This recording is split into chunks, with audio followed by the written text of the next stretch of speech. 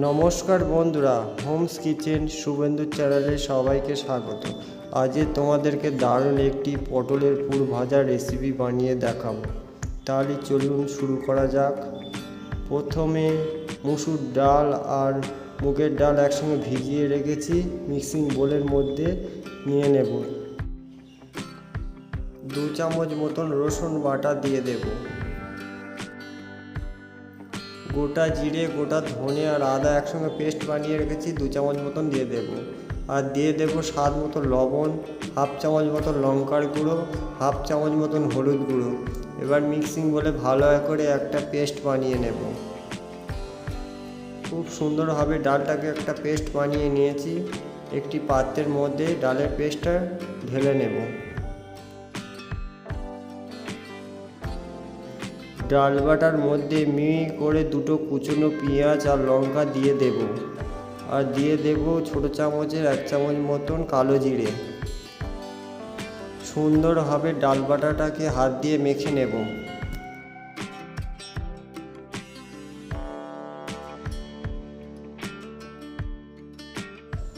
সব উপকরণ দিয়ে ভালো করে ডাল বাটাটাকে মেখে নিয়েছি।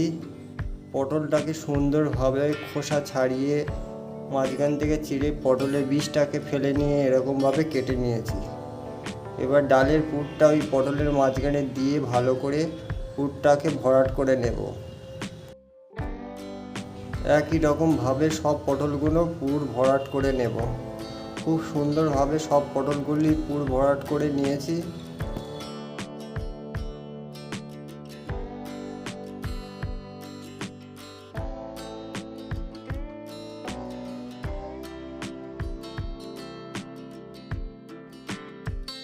পুর ভরা পটলগুলি ভাজার জন্য কড়াইতে পরিমাণ মতন সাদা তেল দিয়ে দেব। তেল গরম হয়ে গিয়েছে, একে একে পুর ভরা পটলগুলি ওই তেলের মধ্যে দিয়ে ভেজে নেব।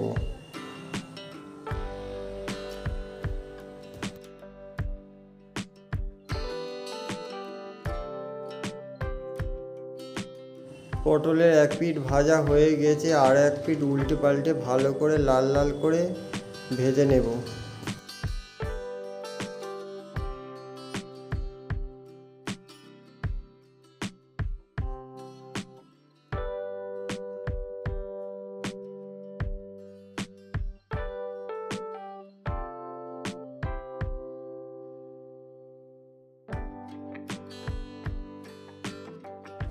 পুর ভরা পটলগুলি সুন্দরভাবে ভেজে নিয়েছি। এবার একের পর এক পুর ভরা পটলগুলি একটি পাত্রের মধ্যে তুলে নেব।